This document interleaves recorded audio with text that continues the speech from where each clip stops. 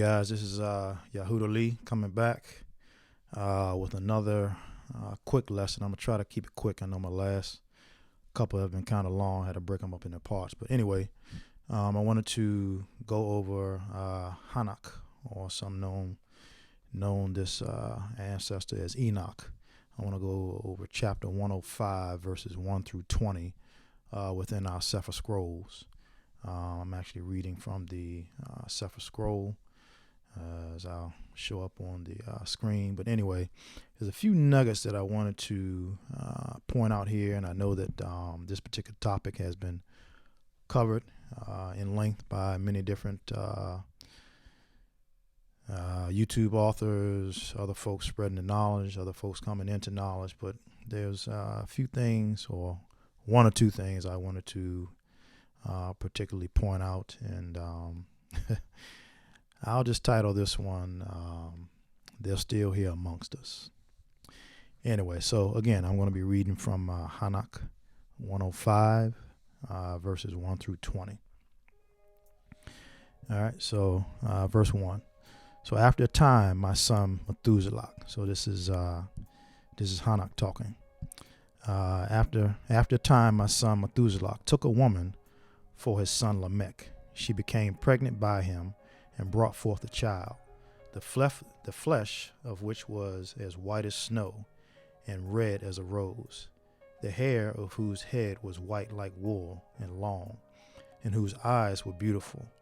When he opened them, he illuminated all the house like the sun. The whole house abounded with light.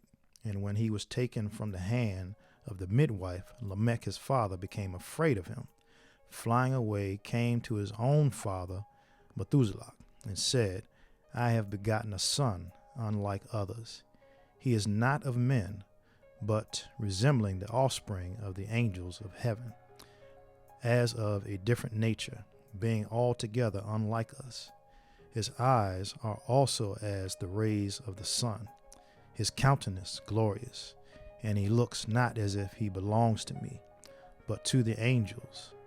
I am afraid lest something miraculous should take place on earth in his days. And now, my father, let me entreat and request you to go to our progenitor, Hanak, and learn from him the truth, for his residence is with the angels. When Methuselah heard the words of his son, he came to meet me at the extremities of the earth, for he had been informed that I was there. And he cried out. I heard his voice, and I went to him, saying, Behold, I am here, my son, since you have come to me. He answered and said, On account of a great event have I come to you, and on account of a sight difficult I have approached you. And now, my father, hear me. For to my son Lamech a child has been born, who resembles not him, and whose nature is not like the nature of a man. His color is whiter than snow. He is redder than the rose, and the hair of his head is whiter than white wool. His eyes are like the rays of the sun, and when he opened them, he illuminated the whole house. When also he was taken from the hand of the midwife, his father Lamech feared and fled to me, believing not what belonged to him, but that he resembled the angels of heaven. And behold, I am come to you, that you might point out to me the truth. Then Hanak answered and said, The Most High will effect a new thing upon the earth. This have I explained and seen in a vision. I have shown you that in the generations of Yared, my father, those who were from heaven disregarded the word of the Most High. Behold, they committed crimes, laid aside their class, and intermingled with women. With them also they transgressed, married with them, and begat children, who are not like spiritual beings, but creatures of flesh. A great destruction, therefore, shall come upon all the earth. A deluge, a great destruction, shall take place in 1 year. This child which is born to your son shall survive on the earth, and his 3 sons shall be saved with him. When all mankind who are on the earth shall die, he shall be safe. And his posterity shall beget on the earth giants, not spiritual, but carnal. Upon the earth shall a great punishment be inflicted, and it shall be washed from all corruption. Now therefore inform your son Lamech, that he who was born in his child in truth, and he shall call his name Noach. For he shall be to you a survivor. He and his children shall be saved from the corruption which shall take place in the world, from all sin and from all the iniquity which shall be consummated on earth in his days. Afterwards shall greater impiety take place than that which had been before consummated on the earth. For I am acquainted with holy mysteries, which the Most High himself has discovered and explained to me, and which I have read in the tablets of heaven. In them I saw it written, that generation after generation shall transgress, unto a righteous race shall arise, until transgression and time perish from off the earth, until all goodness come upon it. And now, my son, go tell your son Lamech, that the child which is born is his child in truth, that there is no deception.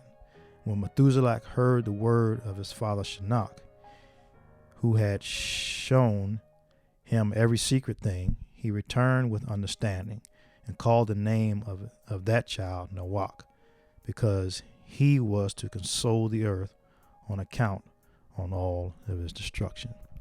Okay, so with that reading, those 20 verses, there are a few things that I want to point out, because again, it's talking about Lamech having a son, and for whatever reason, Lamech does not believe that this is his son.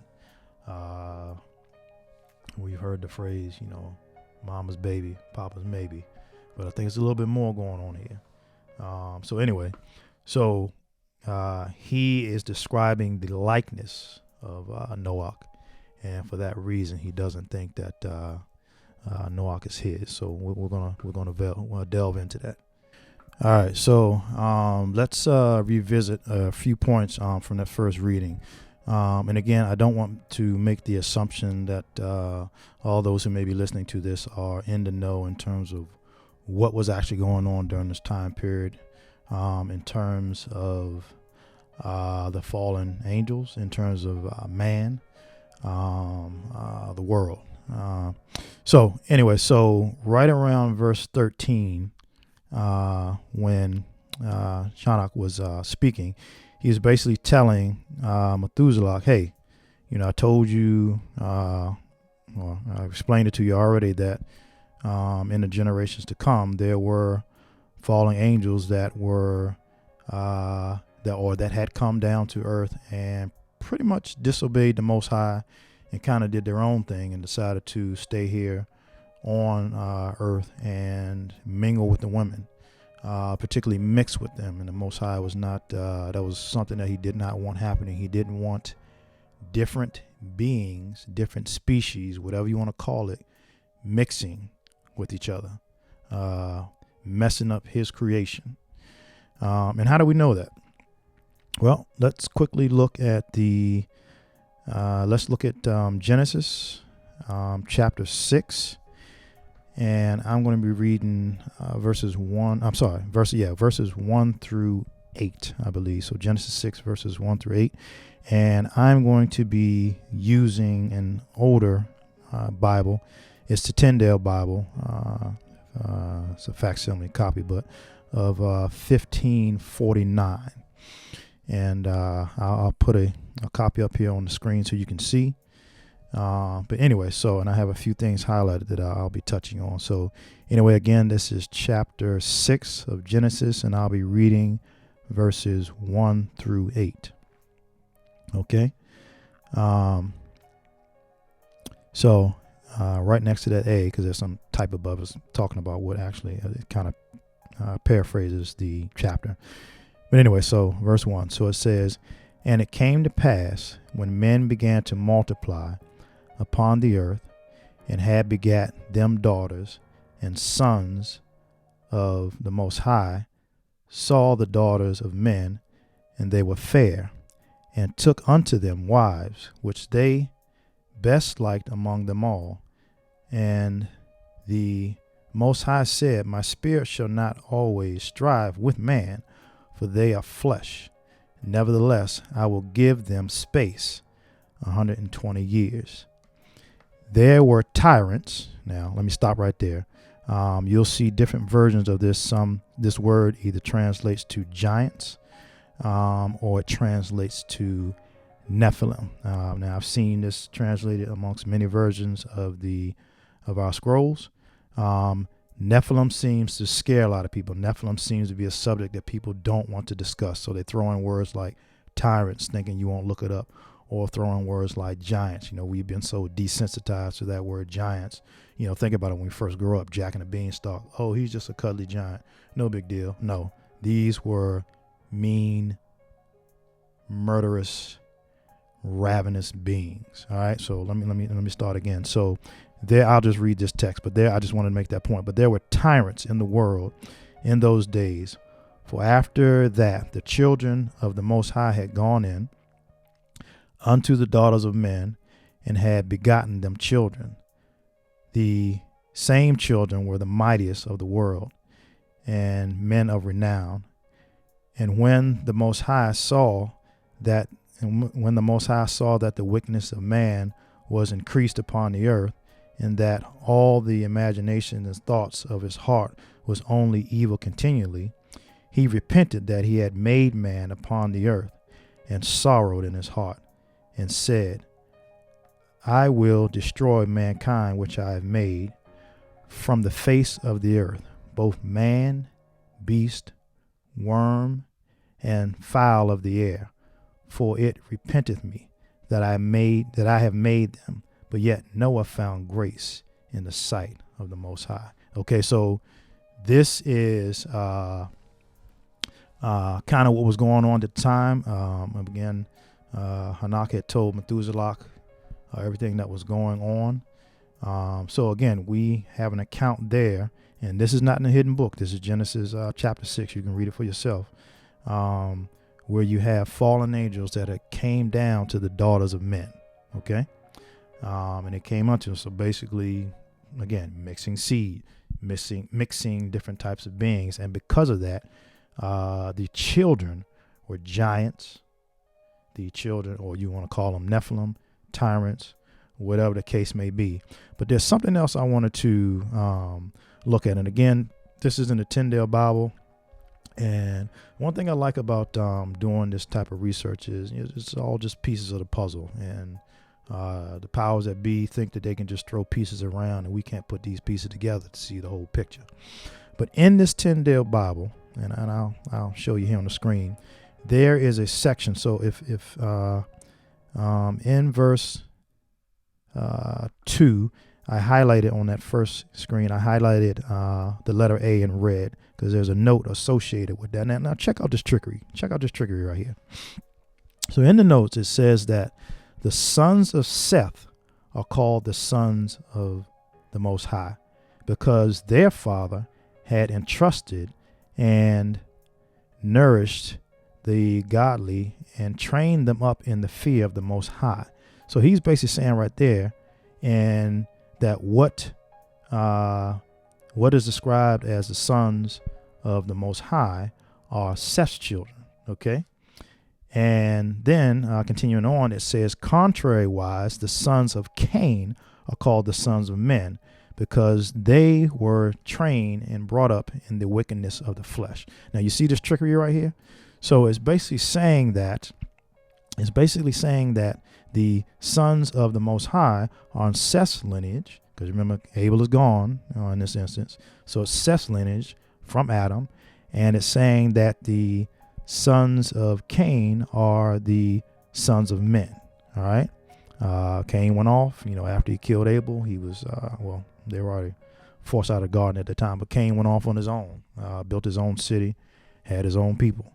So they're saying that the sons of the Most High are of Seth, and the sons of Cain are the sons of men. Now, there is some wordplay there, because I can see where they're trying to say that these sons of Seth are, in fact, the followers of the Most High. And that is true, as we know it. However, there's some trickery in the wordplay here, because when Shinnok in Hanok 105 was talking about the angels being of a different, the beings being of a different class, right? Men that look like men, well, the powers that be call us all in one class. I don't believe it, but I ain't even gonna get into that right now. Well, actually, this is part of it.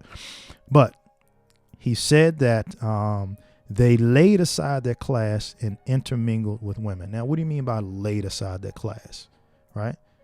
This is angels here. Angels coming down, mixing with earthly women and having giants or Nephilim or whatever the case may be. All right. So let's move on, because I haven't even gotten to the point that I wanted to touch on, because, again, this whole subject of giants and Nephilim and all that has already been discussed many times over. But for those who are hearing this for the first time, that's one of the reasons why I'm laying these verses out for you, so you can research on yourself. Don't take my word for it. But anyway, so I want to move on to still within the book of Hanok, but I want to move on to chapter 15, and I'm going to be reading the entire chapter. It's only 10 verses, but it gives some more. It gives some more insight as to what exactly is going on. And again, like I said, this is why I really like this type of research, because I just read.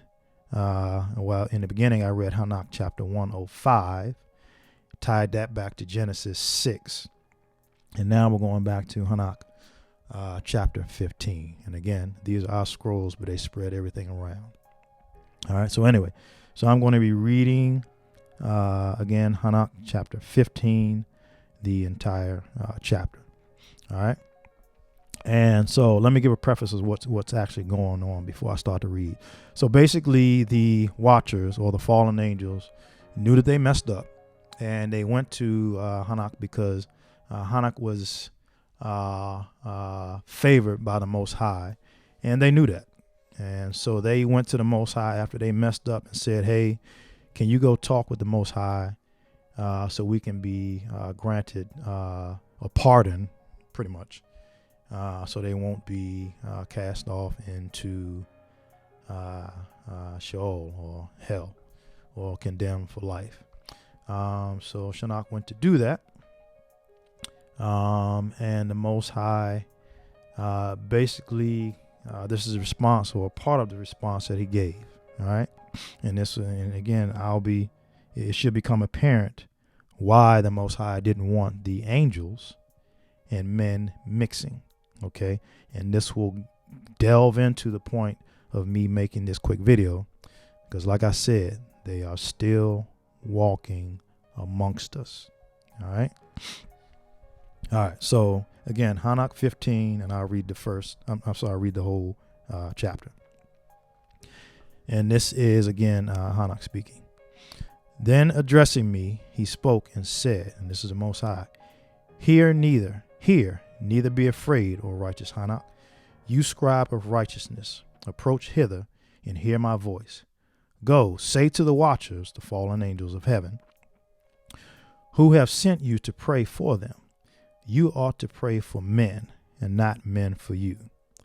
Wherefore you have forsaken the lofty and holy heaven, which endures forever, and have lain with women, have defiled yourselves with the daughters of men, have taken to yourselves women, have acted like the sons of the earth, and have begotten giants, or Nephilim, or tyrants. You being spiritual, pay attention, you being spiritual, holy, and possessing a life which is eternal, have polluted yourselves with women, have begotten in carnal blood, have lusted in the blood of men, have done as those who are flesh and blood do. These, however, die and perish. Therefore I have given to them women, that they might cohabit with them, that sons might be born of them, and that this might be transacted upon earth. But you from the beginning were made spiritual, possessing a life which is eternal and not subject to death forever. Therefore I made not women for you, because being spiritual, your dwelling is in heaven. Now the giants who have been born of the spirit, or ruach, of the flesh, shall be called upon earth evil spirits, and on earth shall be their habitation. So basically they can't go back to heaven. You decided to come down here, this is where you're going to stay. Evil spirits, or ruach, shall proceed from their flesh. All right, so let me back up. So we have angelic beings from heaven mixing with earthly beings, right? The angelic beings have eternal spirits. The people of earth, made of flesh, their flesh dies, right? So let me back up a little bit. So I'll start it therefore.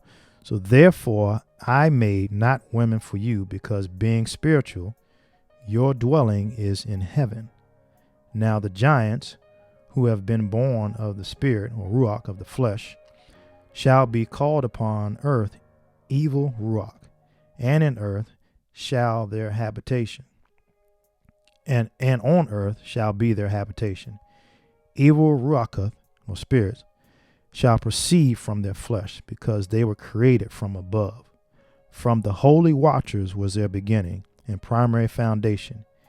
Evil ruacheth, or spirits, shall they be upon earth, and the ruacheth of the wicked shall they be called. The habitation of the ruacheth, or spirits of heaven, shall be in heaven. But upon earth shall be the habitation of the terrestrial spirits, who are born on earth. The spirits of the giants are like Nephilim, which shall oppress, corrupt, fall, content, and bruise upon the earth. They shall cause lamentation. No food shall they eat, and they shall be thirsty. They shall be concealed, and shall rise up against the sons of men and against women, for they come forth during the days of slaughter and destruction. And again, that is Hanak chapter 15. Okay, so let me recap here. So basically what we have here is, like I'm reiterating this, but I just want to drive this point home. We have spiritual beings mixing with earthly beings. Us that are of flesh, right? Man, our flesh dies eventually. These angelic beings, their spirit lives on forever. But here's a problem. Their fathers, the watchers, decided to come down to earth, and now their children are bound to earth. They can't come to heaven, so they are stuck here on earth. Now their flesh, because again they mixed, they created giants, Nephilim, kind of look like us, kind of don't. Their flesh dies. However, their spirit still remains here on earth. Right? Let me say that one more time. Their flesh dies and their spirit still remains here on earth. And how do we know that? Well, let's back up to what we read at first in Hanak 105, verses 1 through 6. Right? Well, actually, I'll be jumping around, but let's start with 1 through 6, and I'll quickly read this. I'll pick up at when. All right, let me just read verse 1. Let me just start at verse 1. So after time, his son Methuselah took a woman for his son Lamech. She became pregnant by him and brought forth a child. All right, here we go. And the flesh of him was as white as snow, and red as a rose, and the hair whose head was like wool and long. All right, so if you haven't figured it out by now, Hanak was albino. All right, not a big deal. We see that a lot. It's just a person of color that doesn't have any melanation. Not a big deal. All right. But that's not the elephant in the room here. That is not my reasoning for going over this topic. And again, I'm just reading this. There's no hate. I'm just reading it for what it is. All right. So we established the fact that Shinak, his skin was white, hair was white, long. I haven't read it yet, but his eyes were, it doesn't seem like his eyes were a dark brown. So it says, and whose eyes were beautiful. When he opened them, he illuminated all the house like the sun, and whole house abounded the light. All right, here we go. And when he was taken from the hand of the midwife, Lamech, his father, became afraid of him and flying. Imagine that. Now, that's one thing to, for your wife or significant other or whomever, have a child.